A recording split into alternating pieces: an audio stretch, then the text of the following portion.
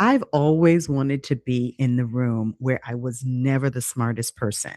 And you know why? Because I'm challenged and I learn and I grow. But most of us are intimidated by that. We want to be the center of the knowledge, and that's performance. Women who are ready to scale their business or their movements or expand their lives, they know better. That is the room they want to be in.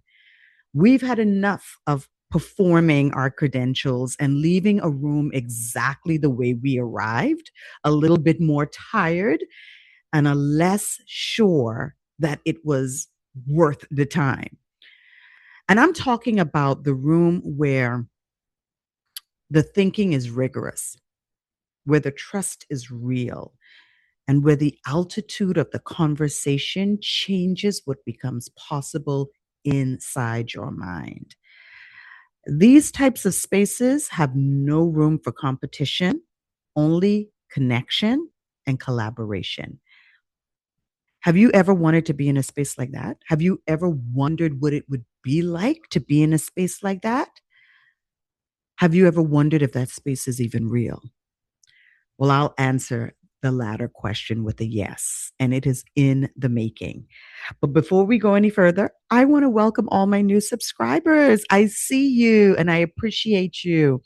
I am Marjorie Boswick Phoenix, and I'm the founder of the Feminati, a teacher, a writer, and a guide for women who are standing at that threshold moment in their lives. This channel is where personal evolution meets collective leadership.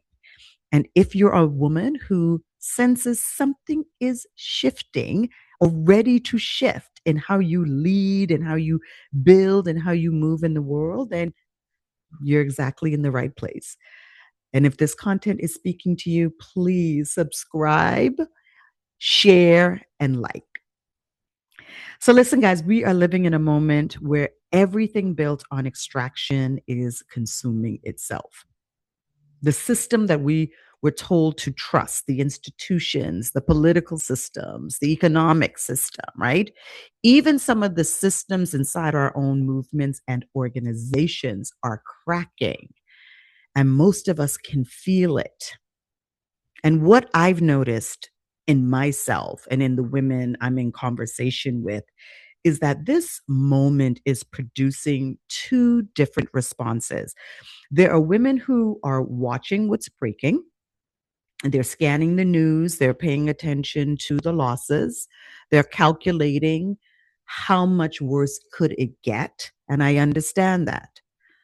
When everything around you is shifting, you want to know how bad can it truly get. But then there are another group of women, and they're not watching what's breaking. They're listening for what is calling them forward, what is emerging. And that distinction between watching the collapse and listening for the emergence, that is the threshold that this conversation is about. Because what is being called forward right now is not reform, it's resistance, but not in the way that we think about resistance. I believe that the best use of women's times right now is to listen for what is being called forward that you can create. And I don't want you to think about this creating or this building in just a business or a career. I want you to think about this with the lens of your entire life in your mind, your body, and your soul. And the question that I want you to sit with today is, what have you always known that you were never permitted to use, that this moment is asking you to bring forward? Now, that's a big question. And so here's what I mean when I say listening for what is being called forward.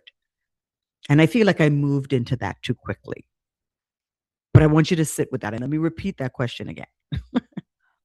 What have you always known that you were never permitted to use, that this moment is asking you to bring forward? So, listening for what is being called forward. And I know I know what it sounds like. It sounds in a way like spiritual bypassing, right? Like a beautiful thing that you say when you don't want to deal with what's actually happening. And I want to be clear, that's not what I'm saying here, right? That's not what I mean. Watching what's breaking is not wrong, right?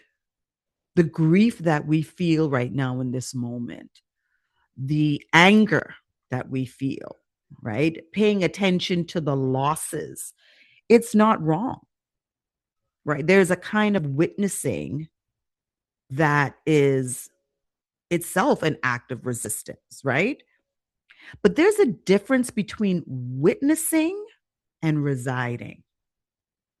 And I think a lot of us, without meaning to, right, we're without choosing it consciously, we've taken up this residence in the watching. And so let me ask you this. When was the last time, and everything that is going on right now, when is the last time that you got quiet enough to hear something other than what is falling apart? To hear your voice telling you what is truly happening other than someone else's voice. Because here's what I know about the women that I'm in conversation with right now, right? They aren't numb to what's breaking. We talk about that, right? We don't bypass that. But they've made a practice, a deliberate practice of creating conditions where something else can also be heard, right? And that practice looks different for every woman, but it may have a different shape to it, right?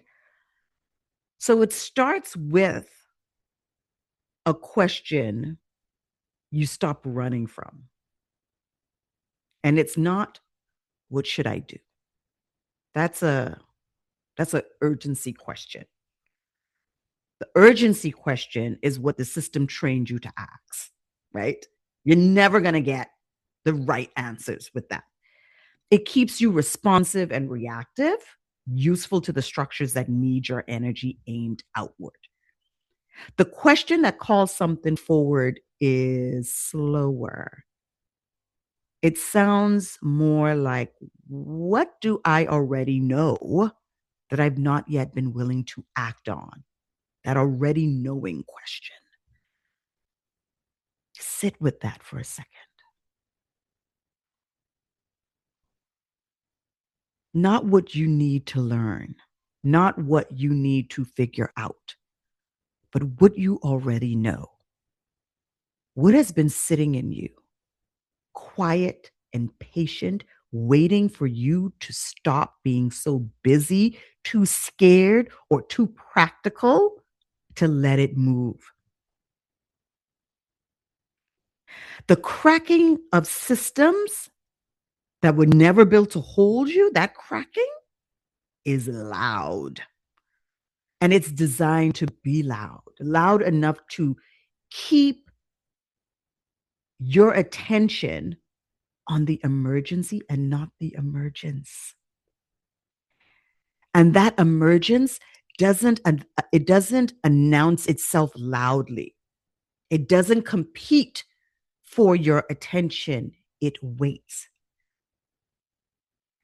Last year, as things on the outer world began cracking, so did my inner world. I've shared this in a few videos with you all. And I thought that by doing, and more doing, I could drown it out or I could beat the system. And it wasn't until I literally and figuratively stopped running from my own voice to hear what was trying to emerge. And when I heard it, it shook me. It terrified me. And I kept arguing against it each time. But as I continued to slow down and surrender, what needs to happen next, and not what needs to happen next month, but what needs to happen next, called me forward.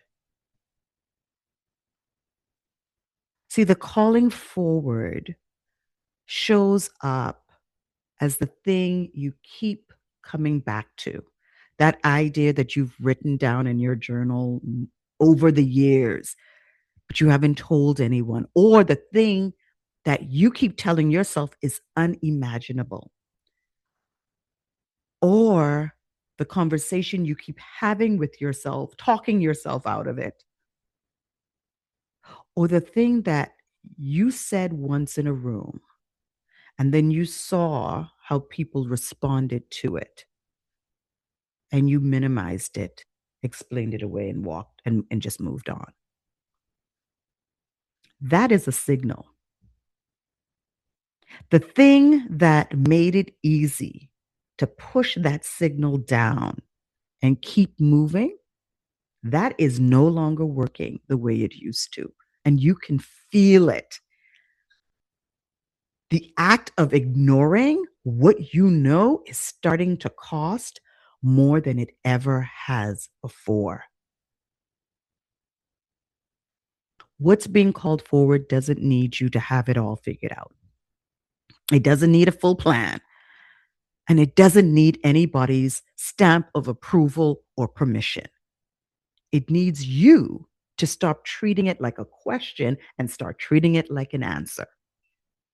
Because the women that I'm watching right now, the ones who have made this practice, have made this their practice in their life, they've gotten quiet enough to hear what they already know. They're not waiting, they are building, and not by hustle or by force, but by listening and then moving. So I want you to think about this. Any sort of movement you make right now, even when it's the smallest, even if it's in private, even when no one else can see it yet, understand that that is personal evolution. And personal evolution for a woman who was never supposed to trust what she knows is also one of the most political things you can do. So before I go any further, I want to pause here for a moment because what I've just described, that signal that you've been deferring, that thing that keeps you almost moving on, most women know it's there. The problem isn't awareness. The problem is that the pattern underneath it is invisible and you cannot break what you cannot see. And that is exactly why I built the emergence map. Now, the emergence map is a self-diagnostic tool, and it's a precise tool designed to show you the specific pattern that is keeping you on the edge of your threshold, why it keeps repeating, what triggers it, and what is trying to emerge but can't break through. And here's what I know.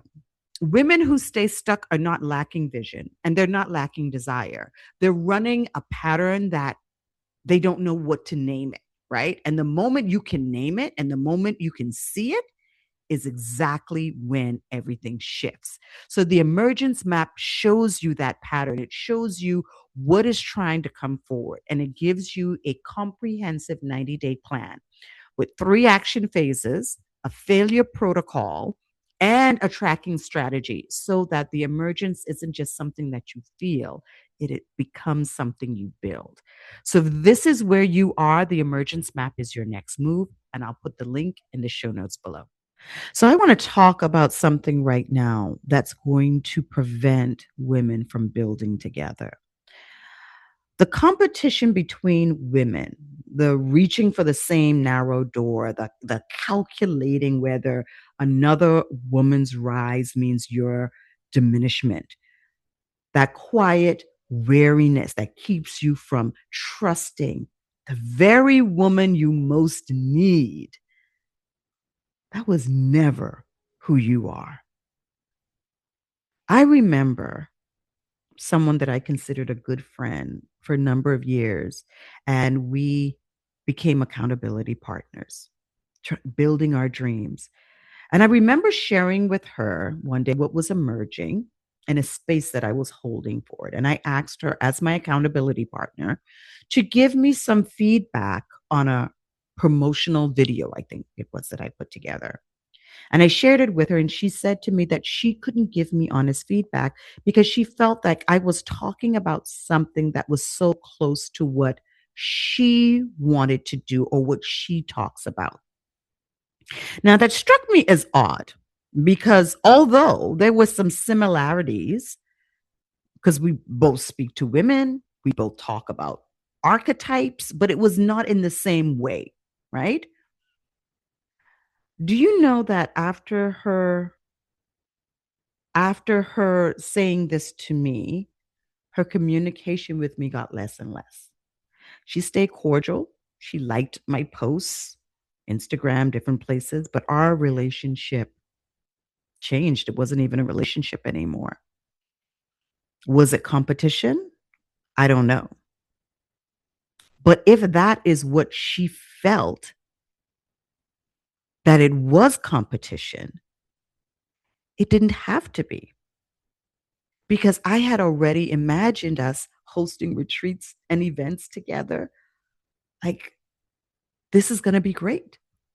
We can collaborate. That kind of behavior, that exhausting, erosive, quietly devastating behavior, that is the logical output of a system that engineered scarcity in order to maintain control. That keeps women building in isolation and with other women that will not challenge them, that will not help them learn and grow.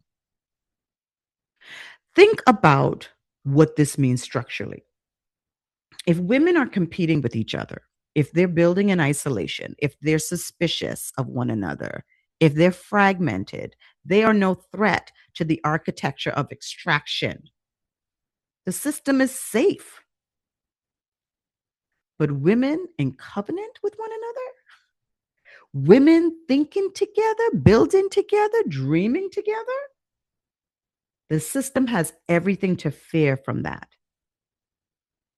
This isolation is not by accident. The scarcity, definitely engineered. The competition, a design feature. And this is the part that changes everything, because it means that the reaching, the feeling that you have to want to be in community with women who can think alongside you in a room where conversations rise to meet the full weight of what you're carrying, where you don't have to be the smartest person in the room. That's real. And it's not naive. It is actually ancestral. It is you remembering something that was taken from us, something that existed before the system needed us divided. There's a Shona word that I was introduced to from Dr. Tarari Trent in her book, The Awakened Woman. It's called Sowera. I've mentioned this word to you guys before, and it means friend for life. And the Sowera is someone who is with you across this full arc, through births, through losses, threshold moments, emergence. And she pledges that she rises, that as she rises, you rise, and we rise together. That is the counter architecture. And here's what I know becomes possible inside that room with that kind of counter architecture. The blueprint that needed to exist finally gets drawn, because the mind that held one corner of it finally meets the mind that held the other. The thinking that was staying isolated inside a single woman's journal, a single woman's vision, it stopped being isolated. Collective imagination starts to happen, and that is the most dangerous and most necessary intelligence available right now. It is what extractive systems have spent centuries working to prevent. They keep us in survival so we cannot imagine. When women stop competing for the seat and start building the room gets built. And that is a structural reality. And here's what the women, I always bring up the ancestral blueprints here because we have to go back to that. The women who came before us, they knew something that I think we're still learning to trust. I think about Harriet Tubman. I've been bringing her up since Women's History Month. This woman built a system underground. She didn't wait for anybody to sanction it. She built it in the dark and called people to freedom through a path that the external system couldn't see because it couldn't imagine it. So when I think about that, I'm thinking to myself, women like that are not historical footnotes. They are leaving instructions for us. And the instruction, part of the instruction is that the spaces that you've been imagining, the connections that you crave, they're ready to be built, that version. We don't need permission. We don't need anyone to tell us what's possible. These women like Harriet Tubman didn't wait for this room to exist. They built it in the dark without permission with the people who showed up. And that is the instructions that they left for us. And that is exactly what this moment is asking of us. The women who are building outside of the system, they aren't just looking at this one dimensionally. They're looking at this from the lens of their leadership, relationship, their bodies, and their work in the world, their entire lives. And I go deeper into this in my last video, You Were Never a Good Girl. I'm going to put a link to that video in the description box below. But I shared that women like that no longer need validation or approval or to be chosen for such a time as this. They know that the liberation of their body makes possible the liberation of the relationships, which make possible the liberation of everything that they do in the world, from their leadership to their work. They cannot do one without the other. Everything follows. So if you've made it this far in the video, that means that you're meant to be in the room with us on Monday, May 11th, for the final Salon in this series that I've been building towards for this moment. We're going to have 4 women with 4 different bodies of work coming together to have one conversation the system never intended. And I'm going to drop the registration link below for you. We started off with Called and Courageous, remembering the women who came before us and the blueprints they left us. Then we came back together for Dangerous Imagination to ask what's possible when women stop building inside structures designed to limit them. And now we're going to start architecting something the system never sanctioned. Because what I've learned is that this work does not happen in a straight line. There will be women in that room who've already done deep work, but they're coming to deepen it further and to architect at a larger scale.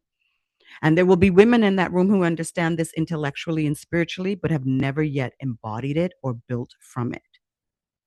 And there will be women in that room who are just waking up to the fact that they've been living inside someone else's storyline. And they've come to remember. And they remember alongside women who already know what remembering feels like. So I hope to see you there. And as always, I am Marjorie Boswick Phoenix. And this is the work of remembering who you are before the world told you who to be. I'll see you next time.